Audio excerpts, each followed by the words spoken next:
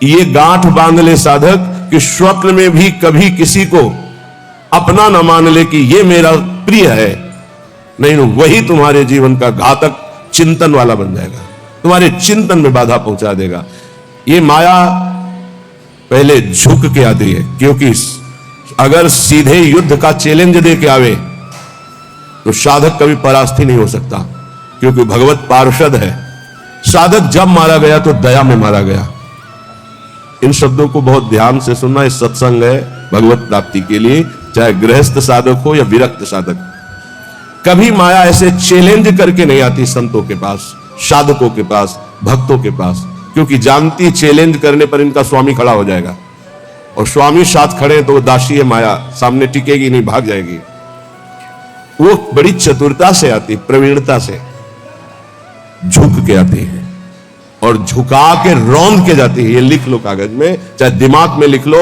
झुक के आती है और झुका के रौंद के रुला के फिर उन संतों का अनुभव निकलता है। स्वप्न में भी कभी किसी को अपना ना माने। यहां जीवन में ये बात लिख लेनी चाहिए। ये अनुभव की बात है। विक्षेप त्रिभुवन में कोई नहीं डाल सकता। विक्षेप वही डाल सकता है जिसको अपना माना है, बस। वो चाहे वस्तु हो, चाहे व्यक्ति हो, चाहे स्थान हो, जिसे अपना मान लोगे वही तुम्हारे भगवत चिंतन में बाधा खड़ी कर सकता है, अन्यथा किसी की ताकत ही नहीं है।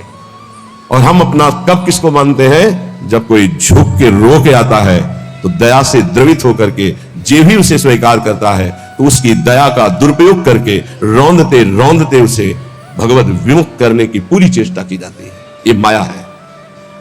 इसलिए असंगोहम पुरुषः, जिसने ये ब्रह्म सूत्र अपने जीवन में धारण किया, ये हम बहुत चूक की बात बता रहे हैं। दया बिना साधु कसाई, दया करी तो आफत आई। जीवन में ये अनुभव की बात बता रहा हूं। जब कभी चूक हुई है तो दया के कारण हुई है, और जब कभी कोई विघ्न साधना में पड़ता है तो साधु की दया उसे फंसाती है। इसलिए वो दया जो हमारे प्रभु के चिंतन में बाधा पहुंचा दे, कभी नहीं। दया दूर से करनी चाहिए। उपदेश कर दे भगवान नाम वाणी लीला का और छोड़ दे। पर होता क्या है, ये समर्थों को उपदेश दिया जाता है। जिनको अपने बल से उठाकर भगवत प्राप्ति करानी होती है उनको उपदेश नहीं दिया जाता, उनको गोद में लेकर चला जाता है। और ऐसे गोद में लेकर चलने के लिए चाहे अपनी दुर्गति हो जाए पर उनकी दुर्गति ना होने पावे, ऐसा स्वभाव संतों का, तो उनको दुख भोगना पड़ता है। यद्यपि उनकी महानता है पर उनको दुख भोगना पड़ता है। ये संसार उनको रुलाता है, ये संसार उनको पीटता है, ये संसार उनको मारता है, संसार उनके शरीर को नष्ट कर देता है। कितने उदाहरण हैं। अगर साधक निर्विघ्न परमात्मानंद में स्थित होना है तो दया किस पे करनी है? किसी पे नहीं। क्यों? क्योंकि सब भगवान का स्वरूप है। हम खुद दया के पात्र हैं। सब हम पर दया करें, हाथ जोड़ के तृणादपि सुनीचेन तो निकल जाओगे। और अगर गुरु बने दया करके परम पद प्राप्ति कराने के लिए, तो उदारता है, ये उसका स्वभाव है। पर रो के यहां से जाना पड़ेगा, पिट के यहां से जाना पड़ेगा, और नाना प्रकार के प्रहार को सह के जाना पड़ेगा। ये बहुत आंतरिक बात कह रहा हूं, अगर समझ पाओ तो समझ लेना, नहीं आगे माया समझा देगी आपको। सिर्फ अपनी बात मनानी, उसकी बात नहीं माननी। सिर्फ अपनी निष्ठा में रहना है, उसकी तरफ झुकना नहीं, तो बात बन जाएगी, अन्यथा नहीं बनेगी। अगर ये रहा कि मुझे अपनी बात बनाने के लिए मुझे इसकी बात माननी है, तो ध्यान रखना जीवन भर पछताना पड़ेगा, जीवन भर रोना पड़ेगा, और उसका कल्याण हो कि नहीं फिर संशय हो जाएगा। क्योंकि श्रद्धा शासन से प्रकट होती है, दुलार से नहीं। श्रद्धा कभी किसी की सुरक्षित रखनी है, उसकी श्रद्धा बढ़ानी है, तो कभी किसी को दुलार ना करे, ये गांठ बांध ले। आप इस भाषा को नहीं समझ पाएंगे, लेकिन इसको मान लोगे तो जीत जाओगे माया पर। संतों के अनुभव सुने जाते हैं, वो किसी राग द्वेष से युक्त नहीं होते, वो परमात्मा साक्षात्कार कराने वाले होते हैं। कभी भी साधक को, संत को, उपदेशक को दया करके, द्रवित होकर, अपने सिद्धांत का त्याग करके उसको सुधारने के लिए कभी ना झुके। अगर अपने सिद्धांत से उसका उद्धार होता है तो ठीक है, अपने सिद्धांत को त्याग दिया तो जीवन भर पश्चाताप रहेगा और सामने वाले का उद्धार नहीं हो सकता। ये खूब सूक्ष्मता से रात रात भर भगवत चिंतन करके उसका अनुभव कि उपासक की ये गलती हो जाती है। अपने लोग किसी भी बात को, किसी भी घटना को घुस करके वह घुनाक्षर न्याय जो जैसे घुन गेहूं को ऊपर पूरा सुरक्षित रखता है और एक जगह से छेद करके अंदर जाता है और पूरा का पूरा माल ले लेता है, केवल खोखा रह जाता है, ऐसे उसे घुनाक्षर न्याय कहते हैं। किसी भी घटना, किसी भी शब्द पर घुस जाना और उसके रहस्य को निकाल करके ज्यों का त्यों ऐसा अनुभव करना, ये उपासक बड़े बड़े संतों से गलती हो जाती है। और इसी गलती का नाम साधुता है। इसी गलती का नाम साधुता है कि वो अपनी गति दुर्गति का ध्यान न रख करके पामर जीवों को परम पद प्रदान करने के लिए नीचे उतर जाते हैं। आओ हमारे सर पर पैर रखो और भगवत प्राप्ति करो। हम जैसे हैं वैसे प्रियालाल के हैं। हमारे प्रियालाल में अपार सामर्थ्य है। साधक जब तक भगवत साक्षात्कार न कर ले तब तक तटस्थ भूमिका रख के कभी किसी को अपना न मान ले, नहीं तो भगवत साक्षात्कार में बाधा पड़ जाएगी। तुम जैसे हो वैसे भगवत साक्षात्कार कर सकते हो। हमारी बात ध्यान रखना। काम है, क्रोध है, लोभ है, चिंता मत करो। ये नारकी गति प्रदान करने वाले शत्रु हैं, पर हम जिनके शरणागत हैं उनके प्रभाव से, जैसे जंगहा लोहा पारस के प्रभाव से सोना बन जाता है, तो पारस भी तो जड़ है। जड़ पारस अपना स्वभाव नहीं छोड़ती तो चैतन्य घन परमात्मा और हमारी स्वामिनी किशोरी जो वो अपना स्वभाव कैसे छोड़ देंगी? उनका स्वभाव ही है जो उनकी शरण में आ गया उसे निर्मल कर देना, प्रेम प्रदान कर देना। पर अपना कोई एक स्वप्न में भी नहीं होना चाहिए।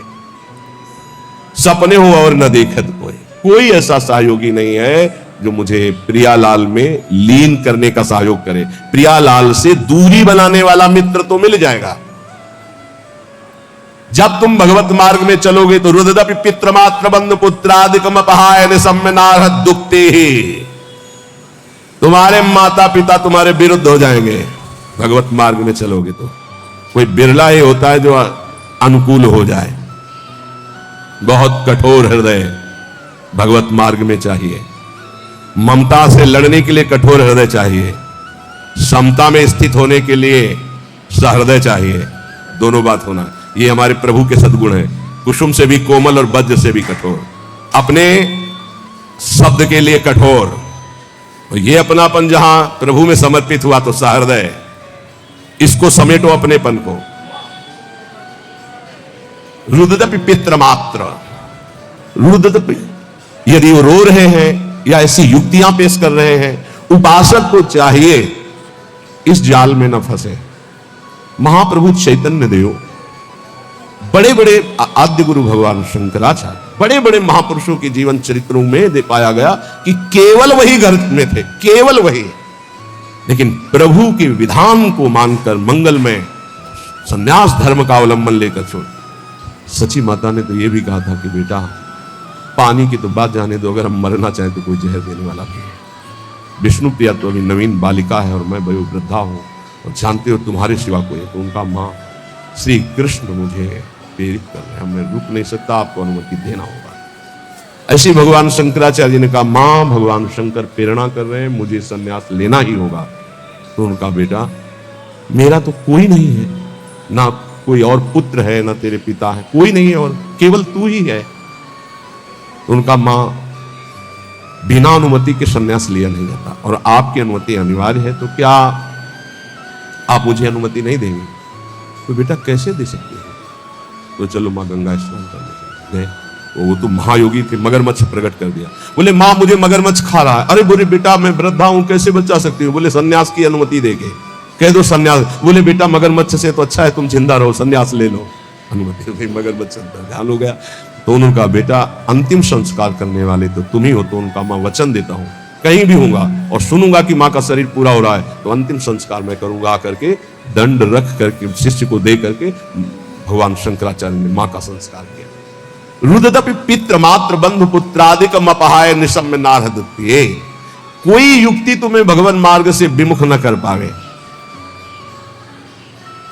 बड़े प्रलोभन, बड़े भय, कमर कस के चलना इस मार्ग में। श्रीपाद कह रहे हैं यदि परम कठोरताम दधानो द्रुत मवलोकय कृष्ण केलि कुंजम।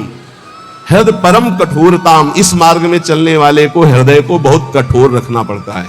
और कठोर ऐसा जैसे नारियल, अंदर एकदम कोमल, बाहर एकदम कठोर। बाहर नारियल जैसा है ना, नारियल का देखते हो जटा, फिर कठोरता उसकी खप्पर की, और अंदर देखो बड़ा मुलायम मीठी गरी। ऐसे संत होते हैं, हृदय से एकदम कोमल, बाहर से एकदम कठोर, उनको जल्दी कोई पहचान नहीं सकता। हृदय परम कठोरताम दधानो द्रुतमवलोकय कृष्ण केलि कुंजम। यदि तुम मेरी ये बात मान गए और हृदय को कठोर कर लिया और ममता का त्याग करके निरंतर भजन किए, तो इसी जन्म में तुम श्री कृष्ण केलि कुंजम, श्री कृष्ण केलि कुंजम क्या, राधा केलि कुंजम, हाँ श्री राधा केलि कुंजम प्रवेश हो जाएगा श्री जी की केलि कुंज में। ये संपूर्ण वृंदावन राधा केलि कुंज है, प्रियालाल की केलि कुंज है। मान जाओ, हम ये नहीं कह रहे कि हमारे भाव कहने का कि आप सन्यास ले लो, नहीं ये कहेंगे। हृदय को मोह ममता रहित करके उन्हीं के बीच में रखकर उनकी सेवा करते हुए खूब भजन करो। बोले तुमने क्यों नहीं किया? हमारे भाग्य में लिखा था। ये तुम्हारे लोगों के भाग्य में लिख दिया है। किसने लिखा है? ब्रह्मा ने नहीं लिखा, गुरु ने लिखा है। ये ब्रह्मा के लिखे भाग्य से कुंडली देख लो, अपनी निकलवा लो कुंडली, उसमें लिखा हो कि बाबा जी बनेगा तो हमें बताना। ये गुरु भाग्य बदल दिए। ये संत जन जहां जाते हैं ना, नारद सीख जे सुनहि नर नारी, अवसी भवन तजी होहि भिखार। संतों को भिक्षा देने का मतलब जानते हो? संचित कर्म, क्रियमाण कर्म सबका नाश और महाभागवत पदवी प्रदान कर देना। जहां संत जाते हैं, जहां संत जूठन गिरती है, जहां संत वचन होते हैं, वहां माया की दाल नहीं गलती। वहां परमात्मा प्राप्ति के लिए उस जूठन से एक न एक पौधा तैयार होता ही रहता है। जहां संतों का चरणामृत गिरा और संतों की जूठन गिरी, वहां एक नया बीज प्रकट होता है। कौन? सो कुल धन्य उमा सुन जगत पूज्य सुपनीत, श्री रघुवीर परायण जय जन उपज विनीत। नाम प्रसंग कहे तो प्रदेश जाया, धर्म धन्य सो देश धन्य सो कुल जय जन्म भयो। धन्य सो तात धन्य सो माय, संतत सकल सुनो चित लाए, श्री हरिवंश प्रताप। ये जाना है, श्री जी मिल गई तो अनंत जन्मों की बिगड़ी बन गई। जिसे भगवत प्राप्ति होनी होती है उसके लक्षण क्या होते हैं? श्री भगवान सिद्ध पुरुष के लक्षण और भगवत प्राप्ति जिसको होनी होती है उसके वो आदर्श लक्षण होते हैं। भगवान श्री कृष्णचंद्र जी गीता जी में कह रहे हैं कि हे अर्जुन, यदृच्छालाभ संतुष्टो, ये बहुत सुंदर श्लोक है, जीवन में उतारिएगा। यदृच्छालाभ संतुष्टो द्वंद्वातीतो विमत्सरः, समः सिद्धाव सिद्धौ च कृत्वापि न निबध्यते। यदृच्छालाभ संतुष्टः, हे उपासक, ये सिद्ध महापुरुष के लक्षण है और उपासक को ये धारण करना चाहिए जिसे भगवत प्राप्ति करनी है। यदृच्छालाभ संतुष्टः, हम जो साधना कर रहे हैं, चाहे गृहस्थ धर्म से युक्त होकर चाहे विरक्त धर्म से युक्त होकर, यदृच्छालाभ संतुष्टो, अब भगवान की इच्छा से सुख दुखे समय कृत्वा लाभालाभ हो जया जय हो, जय हो या पराजय, लाभ हो या हानि, सुख हो या दुख, संतुष्टाय इनके इनवा, मुझे संतुष्ट रहना, प्रसन्न रहना है सुख और दुख में, लाभ और हानि में, जय और पराजय में। ये हमारी साधना की कसौटी है। साधना में पराजित हो गया और शांत है, यही तो साधुता है। यदृच्छा लाभ संतुष्टो, हम फल प्राप्ति का उद्देश्य रख करके अगर साधना करेंगे तो हम विक्षेप को प्राप्त हो जाएंगे। ध्यान देना, हमको समता पर ध्यान देना है, यह है साधना का फल। और इस पर ध्यान प्रायान। समता का क्या मतलब? हार और जीत में समान, लाभ और हानि में समान, सुख और दुख में समान। ये भगवान के वचन है। सुख दुखे समय कृत्वा लाभा लाभो जया जय। चित्त विक्षेप में या आनंद में समान, परिस्थिति बिगड़ी हुई या सही समान, कोई साथ दे रहा है या नहीं समान, साधना का फल मिल रहा है या नहीं समान। अरे 20 साल हो गए अभी वही काम करो तो लोग, समान वृत्ति, विक्षेप नहीं, शांत। यदृच्छा लाभ संतुष्टो द्वंद्वातीतो विमत्सरः, बहुत अमृत में। हम साधना कर रहे हैं, अनुकूलता मिले या प्रतिकूलता, लाभ मिले या हानि, मान मिले या अपमान, स्तुति मिले या निंदा, विकार है या निर्विकार, पर हमारी स्थिति में फर्क नहीं पड़ेगा, हमारी निष्ठा पे फर्क नहीं पड़ेगा, हमारी श्रद्धा पे फर्क नहीं पड़ेगा। यदृच्छा लाभ संतुष्टो, पकड़ो पकड़ो इस बात को, अभी आनंदित रहोगे। हमें मतलब है नहीं अपने हृदय से, क्यों नहीं मतलब है? हमने दे दिया ना प्रभु को। बोले हमारा मन शांत नहीं, तो तुमने दिया क्या? किस तरह झूठे दानी हो। शरणागति तो यही से होती, तनुवांग मनोभिरमलई सोहम तविवासिता, शरीर मन वाणी कर्म प्राण सब कुछ प्रभु को समर्पित, मैं सहित। अब हमारा क्या, ये तो हरि का है, प्रियाजू का है। फिर सुन लो, योगी सांगोपांग साधना करता है। साधना में कायरता नहीं है, लेकिन फल में अनुकूलता हो या प्रतिकूलता, लाभ मिले या हानि, मान मिले या अपमान, स्तुति हो या निंदा, जो कुछ भी हो उस समय अंतःकरण में सम रहना, यह साधना की उत्तम अवस्था है। असंतोष पैदा ना होने पावे, ये तो हुई विरक्त साधक या भगवत भक्त की। अगर गृहस्थ में है तो जैसे उत्तम व्यापार करता है, व्यापार में घाटा हो जाए या लाभ हो जाए तो भूले नहीं, घाटा हो जाए तो प्रभु को भूले नहीं, समान भाव, फिर हम प्रयास करेंगे। अंतःकरण बिगड़ना नहीं चाहिए, श्रद्धा नहीं बिगड़नी चाहिए। हर एक परिस्थिति में तुम्हारा अंतःकरण अपनी आराधना में लगा रहना चाहिए, तो उसके हृदय में जो फल होगा उसका नाम होगा समता, जो भगवत प्राप्ति का स्वरूप है। ऐसा नहीं कि लाभ का और हानि का उसे ज्ञान नहीं होता, होता है, पर उसको दुख नहीं होता। किसको? जो भगवत आश्रित भजन करने वाला होता है।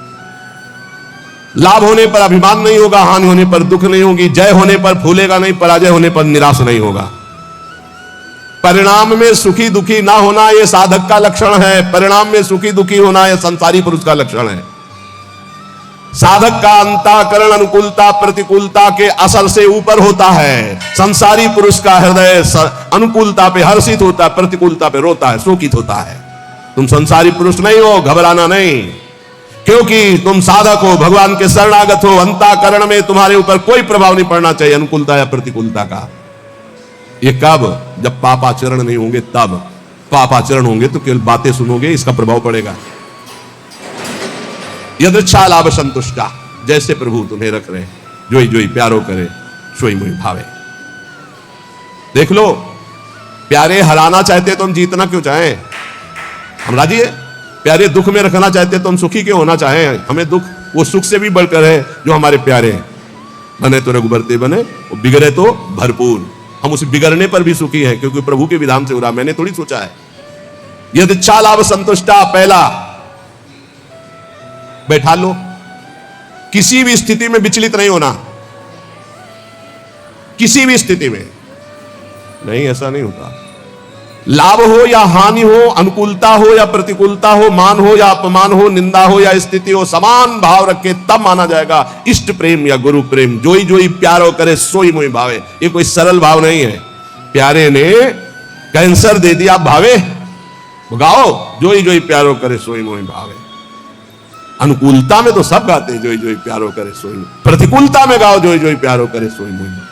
आगे कह रहे द्वंद्वातीतो विमत्सरहा, जो भगवान का भक्त होता है उस पर किसी भी द्वंद्व का प्रभाव नहीं पड़ता, सिद्ध महापुरुष पर। पूज्यपाद श्री उड़िया बाबा जी महाराज प्रभुदत्त ब्रह्मचारी जी ने बहुत बड़ा संत संगोष्ठी रखी थी, जिसमें हरि बाबा और उड़िया बाबा भी पधारे थे। तो उस समय एक सन्यासी महान जो भारत में यश प्राप्त किए हुए थे, उनके गुरुजन,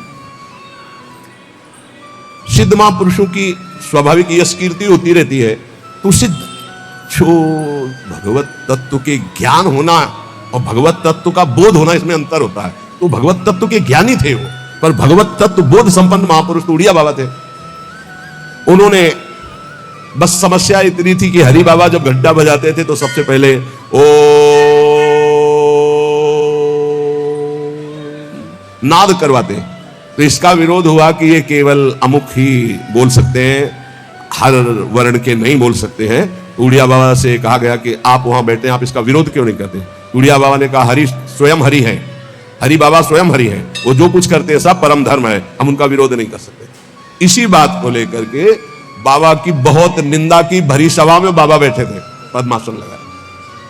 बाबा के बड़े बड़े व्याकरणाचार्य, बड़े बड़े ब्रह्मबोध संपन्न महापुरुष संग में रहते थे उड़िया बाबा के।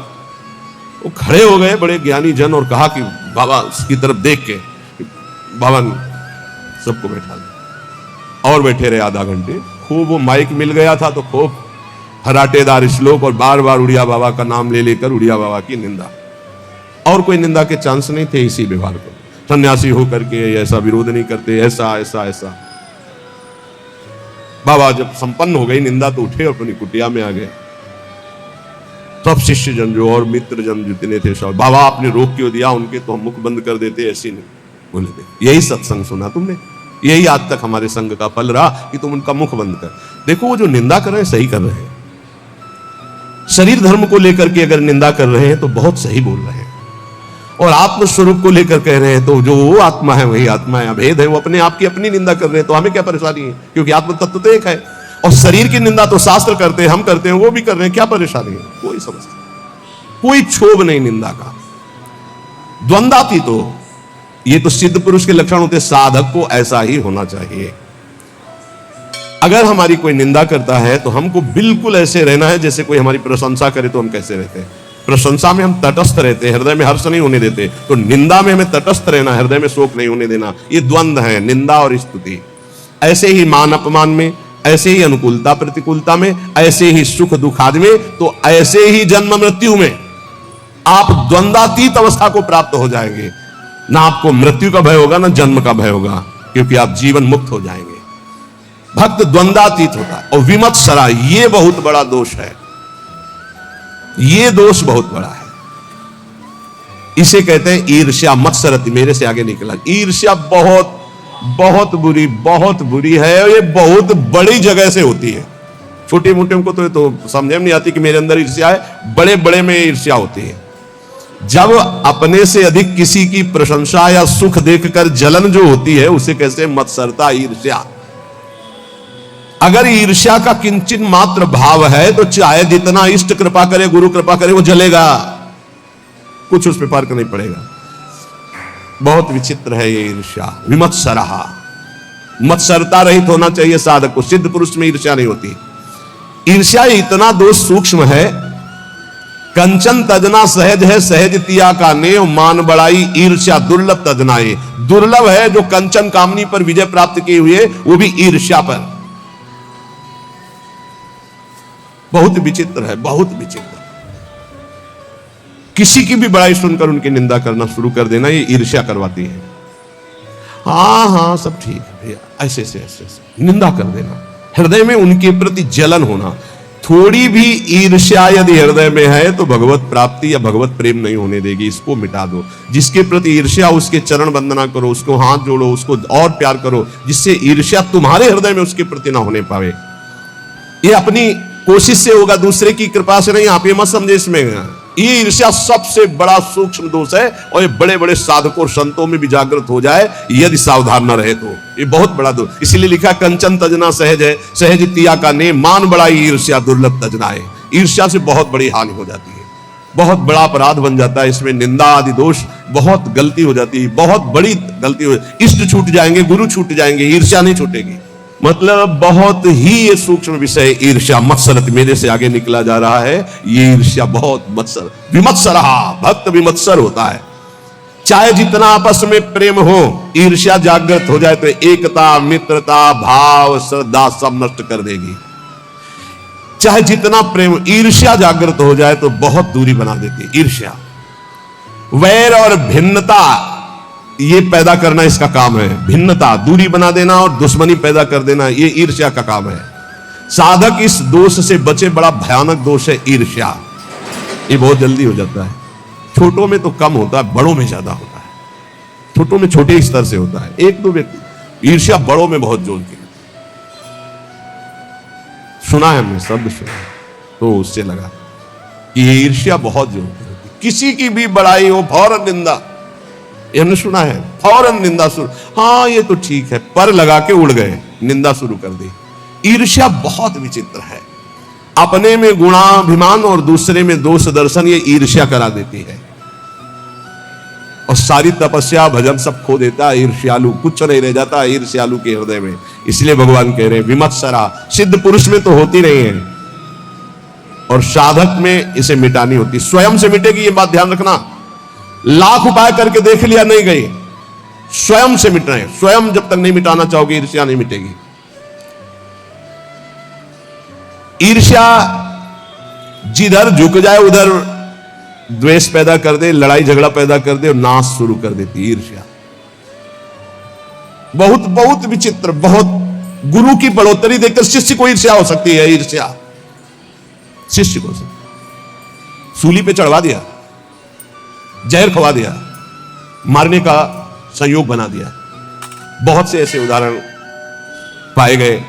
ईर्ष्या भला सदगुरु परब्रह्म उनकी महिमा को देखकर ईर्ष्या कैसे हो सकती है? हो जाती है। जब अपने में गुणाभिमान होता है तब ये ईर्ष्या हो जाती है।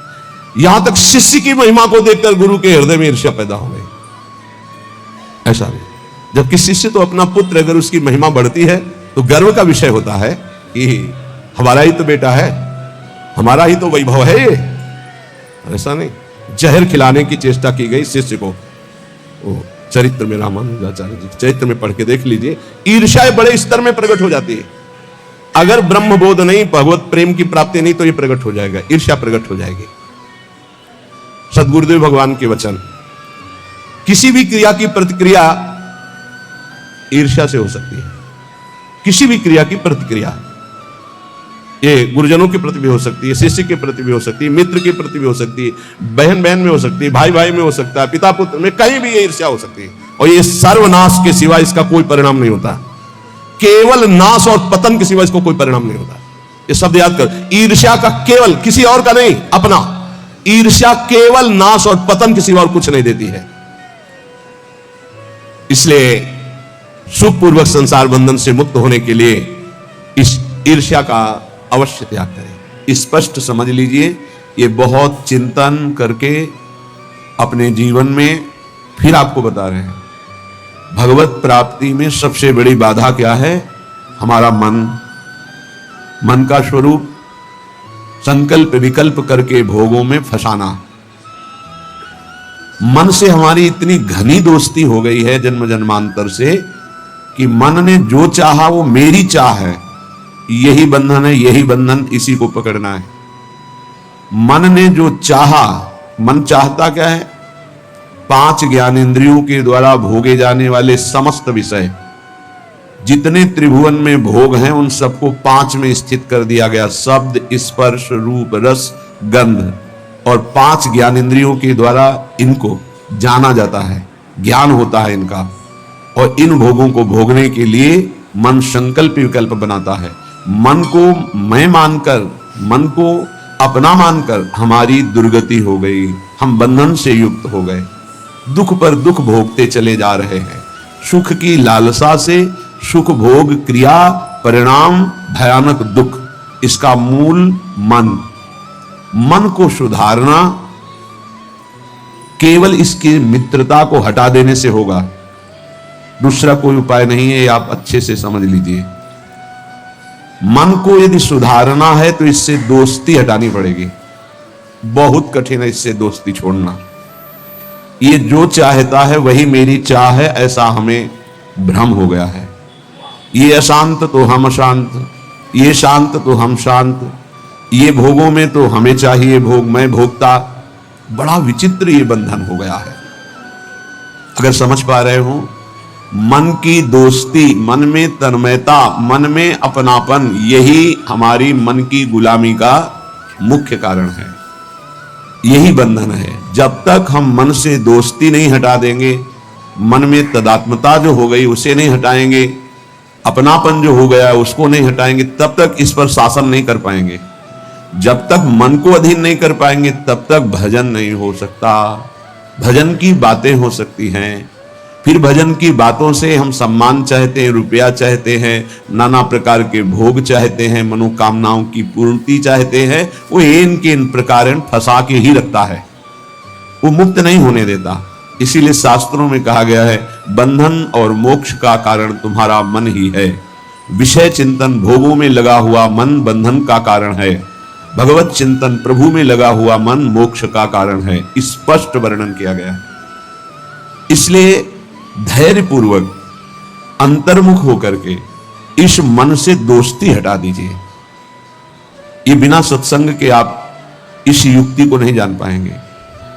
आप इंद्रियां नहीं हैं, आप मन नहीं हैं, आप शरीर नहीं हैं, आप प्राण नहीं हैं, आप भगवान के अंश हैं, ये प्रकृति के अंश हैं, आप परमात्मा के अंश हैं।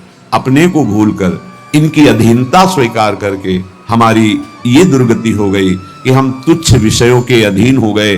ऐसा लगता है यदि मन हमारा साथ नहीं देगा तो हम तो किसी काम के नहीं रह गए। अगर हम भोग नहीं भोगेंगे तो हमारा जीवन ही क्या रह गया। ये भ्रम बैठ गया है। यद्यपि आप पूर्ण काम हैं, आपको किसी भी वस्तु, व्यक्ति, स्थान, भोग की किंचित मात्र आवश्यकता नहीं है, पर आपका ये मन आपको अधीन करके भोगों में सुख है, यही जीवन है, यही लाभ है, ऐसा भ्रम करा दिया है। उसी भ्रम को दूर कराने के लिए श्री भगवान गुरुदेव के रूप से, शास्त्र रूप से, नाना प्रकार के धर्मार्थ कार्यों के रूप से, इससे मन पवित्र होगा। पवित्र मन निष्काम होता है, अपवित्र मन कामी होता है। जब तक मन पवित्र नहीं होगा तब तक प्रभु से प्रेम या प्रभु का तन्मयता पूर्वक भजन असंभव। निर्मल मन जन सो मोहि पावा। निर्मल मन प्रभु के नाम, प्रभु के धाम, प्रभु की लीला, प्रभु के रूप, इन्हीं से निर्मल होता है। संसार का नाम, संसार का रूप, संसार की जो त्रिगुणात्मक का माया के द्वारा खेले जाना वाला खेल है, ये सब मलिन करने वाला है मन को, और हम इसी में लगाए हैं, इसीलिए हमारी दुर्दशा हो रही है। बिल्कुल सच्ची मानिए, ये हमारे इस समय शत्रु पक्ष का काम कर रहे हैं, मन और इंद्रियां। देखो, कई बार का ध्यान दीजिए, पैसा देके ये जानते हैं कि इसमें जो नाटक हो रहा है वो बिल्कुल झूठा है। आप जाते हैं, आप वहां 3 घंटे बैठते हैं, कोई मन को विक्षेप नहीं, कोई मन भागेगा नहीं कहीं, आराम से आपको 3 घंटे साथ देगा। लेकिन 30 मिनट माला उठाइए, देखिए फिर इसकी चाल कितना भागता है। तो शत्रु हुआ या मित्र, गलत कार्य के लिए पूरा तन्मयता होकर साथ देगा, भगवत कार्य के लिए एकदम खिलाफ हो जाएगा। तो इसकी चाल को नहीं समझ रहे। हमारा मन हमारा दुश्मन है इस समय। इससे हमारी मित्रता का मतलब है बंधन, मित्रता का मतलब है सर्वनाश। बहुत बहुत सावधानी की जरूरत है। ये मन 5 मिनट ऐसी चेष्टा करा देगा, आजीवन कारावास। कुछ क्षण ऐसी चेष्टा करा देगा, फांसी की सजा। कुछ क्षण ऐसे पाप करा देगा, नहीं कोई जानेगा, तो अंदर से भयानक रोगों की उत्पत्ति, अशांति, हृदय का हर समय दाह युक्त होकर जलना, बहुत प्रकार से कष्ट ही कष्ट देने वाला है। दुख योनया, इससे दुख ही प्रकट होता है। इसलिए उपासक अपने आप को और मन को अलग करना सीखे। मन की मांग जो सही है वो पास कर दीजिए, जो गलत है उसको ना कर दीजिए, और बहुत जोर से ना कीजिए। नहीं नहीं नहीं, 1000 बार वो आपके सामने पेश करेगा, बड़ा सुख मिलेगा, नहीं। पर हम अंदर से कहीं ना कहीं टूट चुके हैं, हार चुके हैं। तो हमें लगता है कि यदि हम मन का साथ नहीं देंगे तो हाँ, ये हमको जलाएगा, ये हमको परेशान करेगा, और वो मैं सह नहीं सकता। इसी से हम मुक्त नहीं हो पा रहे, इसी से हम परमानंद में नहीं डूब पा रहे। यही कमजोरी है, इसको अच्छे से समझिएगा। मन से एक बार युद्ध करना पड़ेगा। यदि इतना सत्संग के द्वारा हम विवेक प्राप्त कर ले कि ये मैं नहीं हूं, मन ये मेरा नहीं है, मन प्रकृति का अंश है, बस फिर तो आप लड़ सकते हैं। और जब मेरा मन, तो आपकी सामर्थ्य नहीं कि ना बोल सकें। जबान से ना बोलेंगे, कदम वहीं चलेंगे जिधर मन ले जाएगा। ये बड़ा सूक्ष्म विषय, इसको समझ लीजिए। सब का सब पूरा अध्यात्म इसी बात पर टिका हुआ है। अगर मन निर्मल तो भगवत साक्षात्कार, मन निर्मल तो स्वरूप स्थित, मन मलिन तो दुर्गति। सारी साधना का फल मन को शांत कर लेना, निर्मल कर लेना, मन को अपने शासन में ले आना। पर ये तभी होगा जब इससे दोस्ती हटाएं। यहां दोस्ती क्या, मन की मांग मतलब मेरी मांग, मेरी मांग मतलब अब पूर्ण ही होना चाहिए, कुछ भी हो। इसी से पापाचरण बनते हैं और मन मलिन हो जाता है, हम और मन के अधीन हो जाते हैं। वो हमें और ऐसी स्थिति ले आता है कि मेरे से कहां भजन साधन, और पूरा जीवन व्यर्थ हो जाता है। श्रीपाद प्रबोधानंद जी महाराज कहते हैं, जागर्ति दुंदभिरवः परमोत्र राधा वृंदावने वनो इति प्रकटः पुराणे तस्या विधेयमसमूर्ध महानुराग मूर्तेस्तदंगनमपोहे हरिम क्व पश्ये। हे भाई, मेरी बात सुनो और जाग जाओ। ये मोह निद्रा में तुम सो करके अपने जीवन को नष्ट कर रहे हो। क्या सोना है? ये मेरी पत्नी, मेरा पुत्र, मेरा मकान, मेरी संपत्ति और इतना एकत्रित कर लिया है, अब और आगे इतना एकत्रित करूंगा, ये भोग लिया है, आगे ये भोग लूंगा, ऐसा ऐसा ये स्वप्न चल रहा है। मोह निशा सब सोवनिहारा, देखें स्वप्न अनेक प्रकारा। अब इस स्वप्न में इतना लंबा स्वप्न है कि हम ये जान ही नहीं पा रहे हैं कि हमको यहां से जाना है, कुछ नहीं ले जाना है। हम आए किस लिए हैं, कर क्या रहे हैं, करना क्या है, इसका समाधान ही नहीं हो पाया। बस चलता जा रहा है, दूसरे को दाह संस्कार करके शौकाता है, समझाता है दूसरों को, खुद नहीं समझता कि यही दशा मेरे शरीर की होने वाली है। फिर इसके बाद कोई नवीन शरीर मिलेगा जिसमें हम साधना नहीं कर सकते, जिसमें हम बंधन से मुक्त नहीं हो सकते। इसलिए जागो, प्रभु की प्राप्ति ही जगना है। जहां तुम्हारे हृदय में भाव आया कि मुझे इस जन्म में भगवत साक्षात्कार करना है, जीवन मुक्त होना है, जगना प्रारंभ हो गया। अगर ये चाह नहीं आई तो सो रहा है, चाहे कोई भी हो, 18 पुराण कंठस्थ हो, चारों वेद कंठस्थ हो, लेकिन लक्ष्य भगवत प्राप्ति नहीं है तो सोया हुआ है। जगा हुआ पुरुष वही माना जाता है। मोह का नाश होकर ज्ञान का प्रादुर्भाव हो जाना। होय विवेक मोह भ्रम भागा, तब सब विषय विलास विरागा। जगा हुआ पुरुष जिसके हृदय में बात आ गई है, मुझे स्वरूप स्थित होना है, भगवत प्रेम प्राप्त करना है, भगवान से मिलना है, पक्का इस जन्म में मिलना है भगवान से, ये बात आ गई, वो जगा हुआ पुरुष है। तो ये बात जान लो कि भगवान कहां मिलेंगे। श्रीपाद कहें, ये हम डंके की चोट से कहते हैं कि हमारी लाडली जो परम पावन वृंदावन धाम में अभी इसी क्षण लीला परायण है। राधा वृंदावने वन इति प्रकटः पुराणे, बहुत से शास्त्रों में ऐसा वर्णन, गर्ग संहिता देख लीजिए, पाताल खंड में ब्रह्म वैवर्त पुराण में बहुत सुंदर वर्णन है, जगह जगह वर्णन है। तो जहां हमारी किशोरी जो है वही प्रभु विराजमान है। अब सूक्ष्म विषय इसका, किशोरी जो प्रेम रूप है, जहां प्रेम है वही हरि है। प्रेम के बिना हरि का साक्षात्कार नहीं हो सकता। प्रेम का मूर्तिमान स्वरूप हमारी प्रिया जो है, इसीलिए हम कहते हैं राधा राधा राधा, क्योंकि राधा उच्चारण किया तो जिनका नाम राधा है वो देखे, और जिनको प्राण प्रिय है वो देखे। प्राण प्रिय है हरि को, हरि रसना राधा राधा रट, स्वयं हरि जो राधा राधा रटते हैं, और किशोरी जो प्रिया प्रीतम दोनों हमारी तरफ देखेंगे राधा उच्चारण से।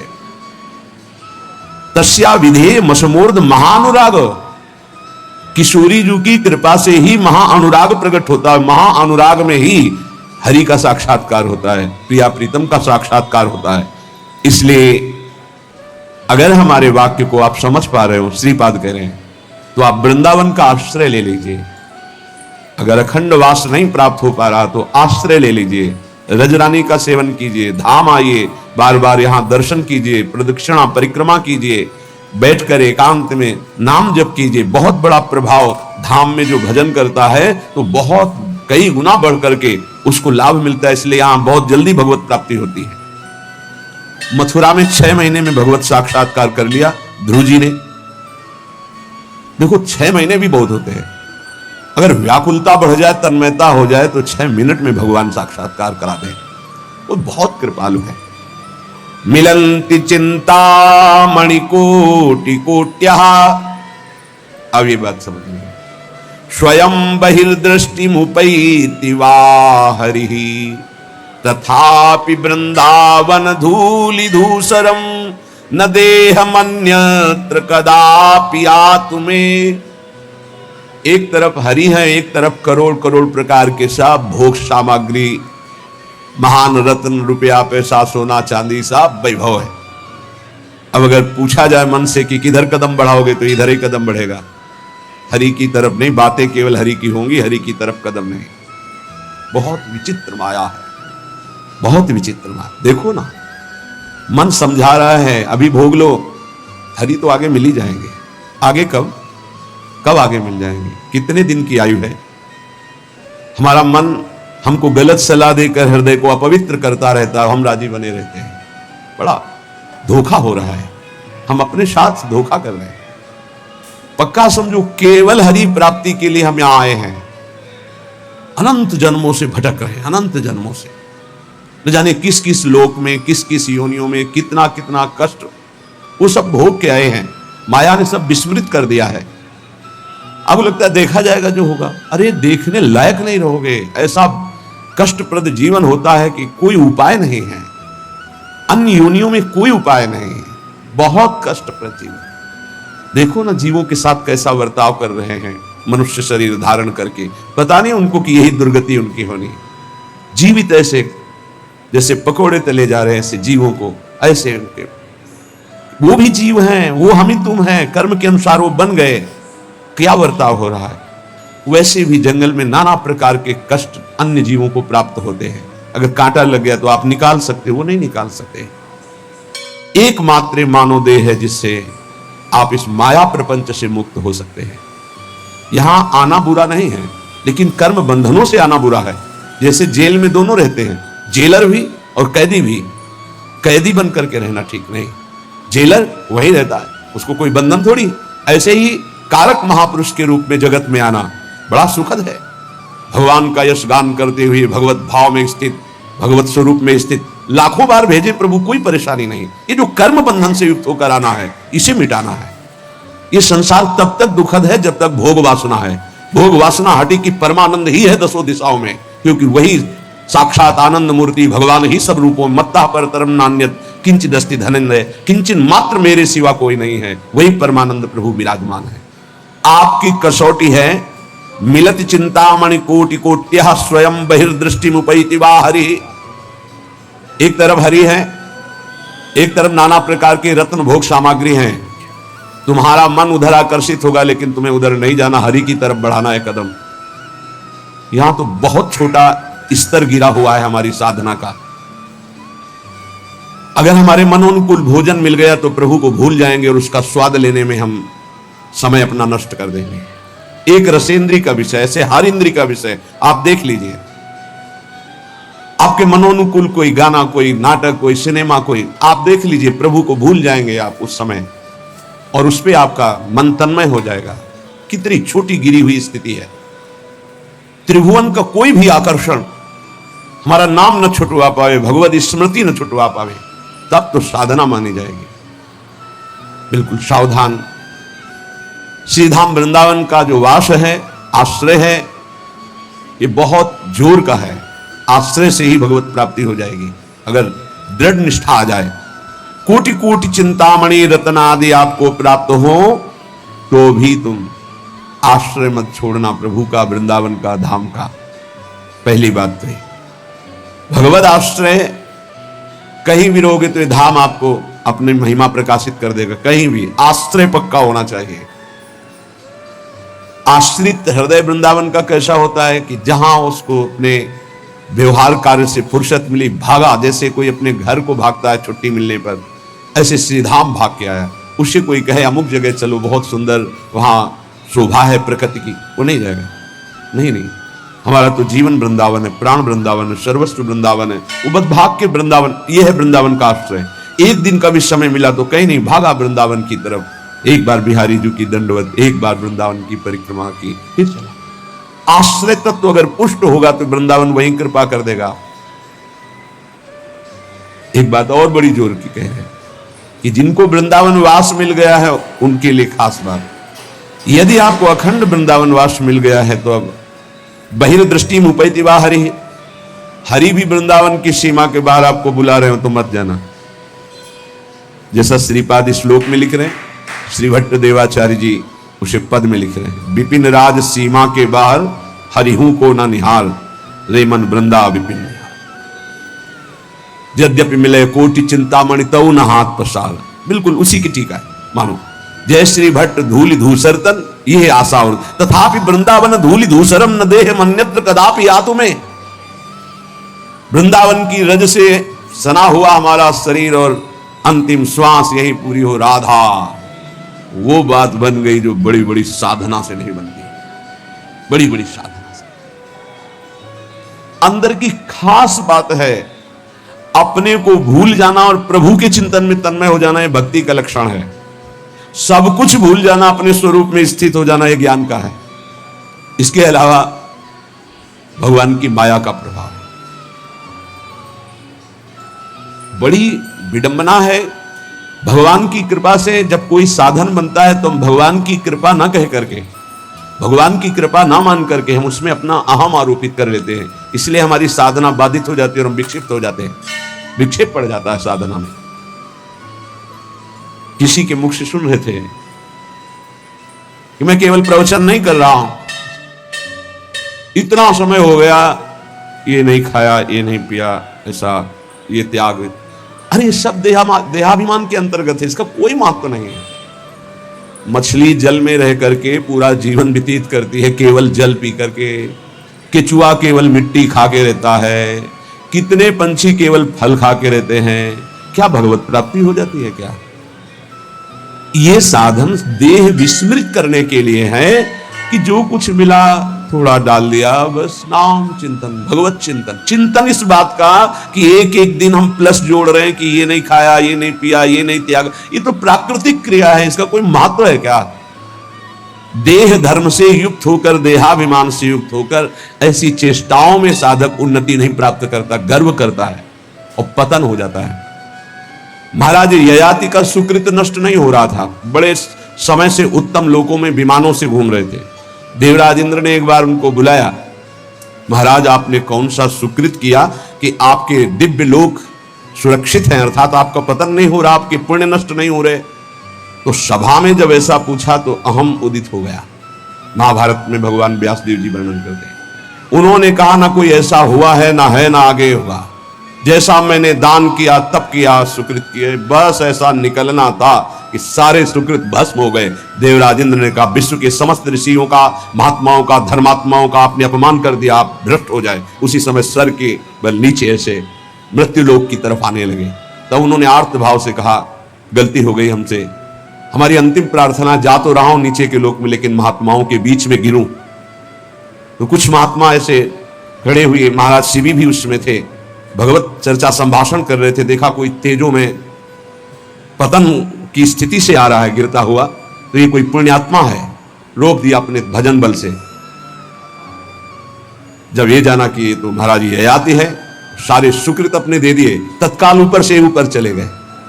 भजन का एक बल है, वो बल भगवान की कृपा से जुड़ा होना चाहिए। अगर अहम से जुड़ गया तो पतन होने में देर नहीं लगती। इस बात में साधक बहुत सावधान रहे।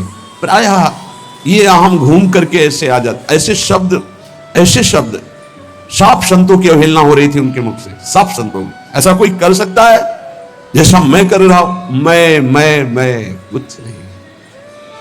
ये खाना पीना, लेना देना, उठना बैठना, ये एक प्राकृतिक चेष्टाएं हैं। इनसे किसी की महात्मा स्थिति नहीं जानी जाती। महात्मा स्थिति हृदय की होती है, जो समस्त द्वंद्वों पर विजय प्राप्त कर चुका है, जो देहाभिमान रहित हो चुका है, जो तीनों शरीरों के राग का त्यागी, उसे महात्मा कहते हैं। बड़ा सूक्ष्म विषय अध्यात्म, इसीलिए कह रहे अध्यात्म को समझने की जिज्ञासा करने वाला कोई लाखों में एक होता है, और अध्यात्म की जिज्ञासा पूर्ण करने वाला कोई करोड़ों में एक होता है। आप शास्त्रों में पढ़ के देखिए, हजारों जन्मों की पुण्य एकत्रित होते तब मुमुक्षुता जागृत होती, मैं मुक्त होना चाहता हूं। अरे भगवान की कृपा से कोई साधन बन जाए तो दैन्य हो जाओ कि भगवान ने साधना करवा दी। कृपयतु मयि वृंदारण्य राज्ञी मनाग, प्रति बहुल कृपा स्नेह भाराद्रुदश्रु, फलतु तदनुकंपा कल्पवल्ली फलम त्वत्, भूतो मदिवसतिर्मे तत्प्रियाराम सीमनी। हे लाडली हम पर अतिशय कृपा कर दो, हे वृंदावनेश्वरी हम पर रीझ जाओ। ऐसी कृपा कर दो कि आपकी चरण चिन्हों से चिन्हित इस भूमि की सीमा से कभी बाहर ना जाऊं, ऐसी कृपा कर दो। हे करुणामयी कल्पलता स्वरूप, कल्पलता, कल्पतरु, जो इच्छा करो प्राप्त। मेरी इच्छा यही है, ये इच्छा मेरी फलीभूत हो जाए कि मैं कभी वृंदावन की सीमा से बाहर न जाऊं। हे लाडली, यदि बाहर जाऊं तो आपका भरोसा केवल रहे हृदय में। आपके भरोसे से ही हम संसार प्रपंच के खेलों में फंसेंगे नहीं। महारानी जू, हे प्रियाजू, आप करुणामयी हम पर ऐसी कृपा कर दो कि पहली बात तो वृंदावन की सीमा के बाहर न जाऊं, दूसरी बात अगर बाहर सेवार्थ व्यवहार्थ तो हे लाडली आपके चरणों का दृढ़ भरोसा रहे। अगर श्री जी के चरणों का दृढ़ भरोसा है तो पतित नहीं हो सकता उपासक। बाहर और भीतर, संसार में और धाम में, दोनों बात समझ लीजिए। हृदय में और बाहर व्यवहार में, धाम में और संसार में, वही सौभाग्यशाली माना जाएगा जिसका चिंतन प्रभु से हो रहा है। जो प्रभु के चिंतन में जुड़ा हुआ है वही महान सौभाग्यशाली है। धाम की एक असीम कृपा है, पर आप धाम में रहकर प्रिया प्रीतम का चिंतन नहीं करते, मनमानी पापाचरण करते हो, तो पुनः यही जन्म होगा लेकिन दंड मिलेगा। ऐसा नहीं कि आप धाम वास कर रहे हैं, मनमानी आचरण कर रहे हैं तो आपको विमान आएगा, नहीं, आपको यही दंड मिलेगा। बहुत विविध प्रकार के दंड हैं। यहां भूत भी बनते हैं, हजारों वर्ष तक भटकना होता है, जब तक कोई सिद्ध महापुरुष नहीं मिल जाएगा तब तक उद्धार नहीं होता। पर रहेंगे धाम में, भूतेश्वर भगवान जो मथुरा में विराजमान, उनके शासन में रहेंगे। यहां भी विविध योनियों की प्राप्ति हो जाएगी, बड़ा कष्ट में जीवन रहेगा। इसलिए मानव देह मिला है, कोई अपराध न बने, निरंतर भगवत चिंतन हो। और अगर ये बात आश्रय लेकर बाहर भी हो रही तो आपको दिव्य वृंदावन धाम की प्राप्ति होगी। आपको लगता है यहां कोई साथ देने वाला है? अगर आप भगवत मार्ग के पथिक हैं, अभी आपको लगता है आपका कोई है, तो अभी बहुत बड़ा भ्रम है। पूरा का पूरा परिवार जा रहा है, 1 मिनट में रोड में नष्ट हो गया। काल है, किस समय, कहां, कैसे, 1 सेकंड का पता नहीं है। कैसे चैन से नींद आ जाती है तुम्हें? ये जो दुर्वासना के नाश की कृपा है, ये आपकी दिनचर्या है, ये सैकड़ों दुर्वासनाओं को भस्म कर देगी। तुमने खिलवाड़ समझ रखा है? चाहे गृहस्थ हो या विरक्त हो, तुम्हें जो दिनचर्या मिली है, ये दुर्वासनाओं का नाश करने के लिए श्री कृष्ण ने कृपा करके दी है गुरुजनों के द्वारा। इसको खिलवाड़ न समझो। प्रभु का प्रिय या गुरु का प्रिय वही होता है जो दिनचर्या में मिनट भर विलंब नहीं करता। ये गुरु कृपा है कि आपको डांट लगती है, आपको वचन सुनने को मिलते हैं, आप उसको स्वीकार कीजिए। ये मन की, ये दुर्वासना की वृत्ति को हटाइए। सुविधा भोगी बनने वाला कभी सच्चिदानंद का साक्षात्कार नहीं कर सकता। जानबूझ करके सुविधाओं का त्याग होता है, सुविधाओं में रहते हुए, और परमात्मा प्राप्ति की विकलता प्रकट की जाती है। समझ में नहीं? राग द्वेष की वृत्तियां, शरीर विलासिता की वृत्तियां, खाने पीने की वृत्तियां, सुख भोगने की वृत्तियां कितने दिन चलेंगी? मरना है, मरोगे। ये शरीर नाशवान, आज नहीं तो कल मरोगे। प्रार्थना मान लीजिए। तपलोक और महालोक, जनलोक में सब सिद्ध जन निवास कर रहे हैं, जो सृष्टि में प्रकट होते हैं और सृष्टि के बाद लय होते हैं। उनको एक बात का दुख पाया गया संतों को, कि इस महान मानव देह में आकर के भी तुम भगवत प्राप्ति से वंचित हो।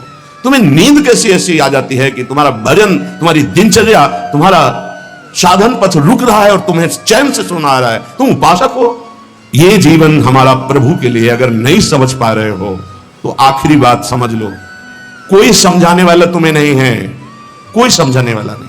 सिर्फ तुम्हें बर्बाद करने वाला मिल सकता है, समझा कर उठाने वाला हरि या हरि का पार्षद मिल सकता है, और नहीं मिल सकता। तुमसे मित्रता करके तुम्हारी वासनाओं को बढ़ाकर तुम्हारे चित्त को विक्षेप में भर देना, ये संसार के हर व्यक्ति वस्तु स्थान का प्रभाव है। तुम्हार सेवक असुरारी दो ही केवल बचा सकते हैं, भगवान और भगवान के भक्त। उनकी हर चेष्टा तुम्हारे चित्त को भगवदाकार बनाने के लिए है। कृष्ण कृपा का सीधा फल है साधु संग। हरिराम व्यास जी, गोस्वामी तुलसीदास जी, बड़े बड़े महापुरुष कहते हैं कोई फर्क नहीं। कैसे मनुष्य शरीर को तुमने प्राप्त करके नाश करने की ठान ली है कि हम जो मन आएगा सो करेंगे। यहां बैठने मात्र से भगवत प्राप्ति है। क्यों? यहां खास बात, श्रीधाम वृंदावन यमुना का पावन पुलिन, और कोई मिनट ऐसा नहीं जहां यहां भगवत चर्चा ना हो रही हो, भगवत गुणगान ना हो रहा हो, भगवत नाम कीर्तन ना हो रहा हो। नाम कीर्तन चलता है, वाणी कीर्तन चलता है, गुण कीर्तन चलता है। दूसरी बात, हमारी दृष्टि रहती है, हमारी प्रियजू की दृष्टि रहती है कि ये जन विराजमान। एक दिनचर्या है, एक समय है। माकृष्य शर्वतीदम शुभलेन कृष्ण, हे कृष्ण मेरी इन दुर्वासनाओं को नष्ट कर दो। फिर प्रार्थना करता हूं सब उपासक उपासिकाओं से, गृहस्थ विरक्तों से, यदि आप हमारी श्री जी से जुड़े हैं तो आज्ञा पर ध्यान दीजिए। अगर आज्ञा पर ध्यान नहीं देते तो माया तुम पर ध्यान रख देगी, और उसके ध्यान रखने का मतलब है बैठे बैठे जलोगे, जैसे अंगार पर जला जाता है ऐसे जलोगे। दुर्वासना तुम्हें जला देगी, तुम्हें पता नहीं है। जब अपनी जीवनी शक्ति प्रभु की तरफ लगती है तो हरि गुरु को शीतलता प्राप्त होती है, वो प्रसन्न होते हैं। जब अपनापन करके तुम्हारी जीवनी शक्ति व्यर्थ नष्ट होती है तब जलन होती है उस अपनेपन के कारण कि तुम समझ नहीं पा रहे हो। ये आज का अभ्यास तुम्हारे लिए कल काल बन जाएगा, गलत अभ्यास तुम्हारे लिए कल ये प्रमाद बन जाएगा। प्रमाद ही मृत्यु है, शास्त्रों में वर्णन है। जो अप्रमादी है, प्रमाद रहित है, वही भगवत तत्व को, जो भगवत तत्व को प्राप्त कर लेता वही निर्विकार स्थिति में परमानंद में डूबता है। माना हम लड़खड़ा रहे हैं लेकिन चल रहे हैं अपने रास्ते पे, रास्ता ही नहीं। उपासक को इस बात पर सदैव सावधान रहना पड़ेगा। अगर हम अपनी इच्छाओं का मर्दन नहीं कर सके, अपने गुरु की आज्ञा पर नहीं चल सके, अपने शास्त्र आज्ञा पर नहीं चल सके, तो मुझे लगता है कि आगे चल करके आपका जीवन बड़ा संकटपूर्ण रहेगा। संकटपूर्ण, ये विकार आपको रौंद देंगे। इसीलिए विचलित होते हैं कि आप लोग इतने बलवान बनिए कि आक्रमण कब हो जाए, कहां किस वासना का, आप उससे लड़ना जाने। आपके अंदर युक्तियां होनी चाहिए। आप हमारे भगवत पार्षद हैं, श्री जी के जन हैं, आपके अंदर युक्ति होनी चाहिए। गुरु की प्रगट उपस्थिति में युक्तियों की, कलाओं की आपके अंदर वृत्तियां जानी चाहिए कि कभी किसी विकार का आक्रमण हो तो कैसे बचा जाता है, कैसे हमारे को इस माया पर विजय प्राप्त करना है, कैसे विषम परिस्थितियों में अपने चित्त को डूबने ना पाए बचाया जाए। यह संतों से सीखा जाता है। कैसी पार्थिव दृष्टि है कि शरीर सुख के लिए सोना जागना खाना पीना बस यही हम सुख मानते हैं। नहीं भाई, ये सुख तो बहुत जन्म भोग लिए। इस जन्म में एक नियत समय रखिए, एक अल्पाहार की सीमा रखिए, एक भोजन का समय रखिए, एक अपनी दिनचर्या का समय होना चाहिए। ये नहीं आज मनाया 2 बजे पा लिया, फिर मनाया 5 बजे पा लिया, मनाया 3 बजे से 8 बजे रात्रि तक सो रहे, 8 बजे से 4 बजे तक जग रहे। ऐसी दिनचर्या नहीं, कभी ऐसी नहीं। दिन बाई चांस कभी कोई सेवा में समय लग गया हो, बात अलग है। ऐसी दिनचर्या नहीं होती। पक्का मानिए आपका हित इसी में है कि जो दिनचर्या दी जाए उसका पालन कीजिए। हमारा सत्संग तभी लाभ देगा आपको, हमारा एकांतिक वचन तभी लाभ देगा आपको जब हमारी आप आज्ञा पर चलेंगे। जैसी दिनचर्या बना दी है, ये दिनचर्या जानते हो बड़े बड़े सिद्ध महापुरुष इसी से हुई दिनचर्या से। 1 मिनट का अंतराय कभी जीवन में नहीं पड़ने दिया अपनी दिनचर्या। वही परिपक्व अवस्था। 12 वर्ष से एक दिनचर्या कर लीजिए, आप देखिए आपका क्या स्वभाव बनता है। हाँ 20-20 वर्ष 25-25 वर्ष व्यतीत हो जा रहे, कोई दिव्यता नहीं आ रही। कारण क्या है? खो रहे हैं जीवन को, खो रहे हैं बिल्कुल। कई बार हम चिल्ला चिल्ला कर कहते हैं कि आप समझिए ये जो दिनचर्या है ये भगवान का स्वरूप है। जो गुरु प्रदत्त दिनचर्या है वही तुम्हें ब्रह्मबोध कराएगी, वही भगवत प्रेम कराएगी। नहीं, ये वासना बहुत बलवान है। पता नहीं चलता कि हम निर्वासनिक हो गए कि वासना युक्त है। एक योगी जी आए थे महान, वो अभी गए हैं तप के लिए, वो जहां बर्फ के भगवान का स्वरूप अमरनाथ सा जैसे ऐसे हो गए। वो बोल रहे थे कि ये क्या है कि इतनी साधना पर भी वासना, क्या ये प्रारब्ध है? प्रारब्ध से वासना भोग उपस्थित कर सकती, क्रिया नहीं। क्रिया उपासक स्वयं छूट दे करके करता है। कोई भी भोग सामग्री प्रारब्ध से, विश्व की भोग सामग्री आ सकती है पूर्व प्रारब्ध से, लेकिन उसका संयोग आपके अविवेक और विवेक के ऊपर टिका हुआ है। अविवेकी हो तो संयोग करोगे, विवेकी हो तो बचा लो। नहीं तो प्रारब्ध भोगते भोगते पशुता आ जाएगी, दैवी संपत्ति नहीं आएगी। प्रारब्ध का आना हो सकता है, लेकिन प्रारब्ध हमको उस भोग में लिप्त कर दे, यह अज्ञान हो सकता है। ये प्रारब्ध नहीं है कि आप मनमानी आचरण करते रहे, आप मनमानी। कितना दुलार किया जाएगा, कब तक दुलार किया जाएगा? भगवान इतना दुलार करके मानव देह दिए, कहते भगवान कहां है? कैसी विचित्र भगवान की माया है। गोस्वामी श्री तुलसीदास जी महाराज कहते हैं, तू तो पछितई है मन में जी हाथ। अभी समय है, समय है। सबसे बड़ा पछतावा क्या? भगवान का साक्षात्कार नहीं हुआ और शरीर छूट रहा है। ऐसे साक्षात्कार होगा? केवल भगवदाकार वृत्ति से भगवत साक्षात्कार होता है, उसी के लिए सारा प्रयास है। सबसे बड़ा डर क्या? प्रभु का नाम ना छूट जाए, सबसे बड़ा डर। जिसने इस बात को समझ लिया वो जीत गया। सबसे बड़ा पछतावा क्या, बिना प्रभु से मिले जा रहे हैं, यहां से मृत्यु लेख से बिना भगवत साक्षात्कार किए जा रहे हैं, बड़ा पछतावा। सबसे बड़ी भयंकर डरावनी बात है कि प्रभु को भूल गए। का हनुमंत विपत्ति प्रभु सोई, ये दो बातें कभी जीवन में चिंतन किया इनका? एक सेकंड के लिए भगवत विस्मरण भी बर्दाश्त नहीं। सबसे बड़ी हानि, सबसे बड़ी विपत्ति, सबसे बड़ा भय भगवत विस्मरण हो जाना। और बड़ा पछतावा कि जा रहे हैं लेकिन प्रभु से आंख नहीं मिला पाए, जीवन व्यर्थ चला गया। सबसे बड़ा मन पचितई है अवसर बीते, दुर्लभ देह पाए हरिपद भज करम बचन अरु जीते। ए सुत बनितादि जान स्वार्थ रत ना करुणे सभी ते, अंत ही तो ही तजेंगे पामर तू न तजय बहिते। जानते भी नहीं हो कि पुत्र कौन बनाए, पुत्री कौन बनाए, पत्नी कौन बनाए, पति कौन बनाए। ये बस 40 50 60 वर्ष का संयोग, इसके बाद कितना है 40 50 60 वर्ष। ब्रह्मलोक में एक सुई लेकर कमल के दल को छोड़ दो, यहां 1 वर्ष हो गया। अगर 60 बार वहां से छेद दिया तो पूरा जीवन चला गया। कितना समय है? ऐसे ब्रह्मा भी जिससे भयभीत रहते हो, काल चक्र भगवान का है। ऐसे भगवान की प्राप्ति नहीं की तो भटकते रहोगे अनंत योनियों में। तो तू पछितई है मन में जी हाथ, ये प्रक्रिया होती है, पूरा जीवन व्यर्थ चला गया।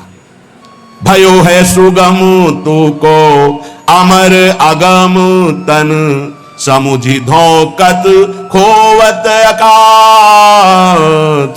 तो तू पछितई है मन में जी हाथ, सुख साधन हरि विमुख वृथा।